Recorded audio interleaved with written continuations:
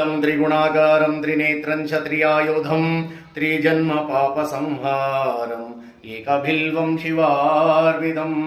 त्रिशाकैर्बिल्वपत्रैः च अच्छिद्रैः कोमलैः शुभैः तव पूजां करिष्यामि एकबिल्वं शिवार्विदम् दर्शनं बिल्ववृक्षस्य स्पर्शनं पापनाशनम् अघोरपापसंहारम् एकबिल्वं शिवार्विदम् सालग्रामेषु विप्रेषु दडगुवनगुभयो यज्ञकोटिसहस्राणाम् एकबिल्वं शिवार्विदम् धन्तिकोटिसहस्रेषु अश्वमेधशतानि च कोटिकन्या प्रधानेन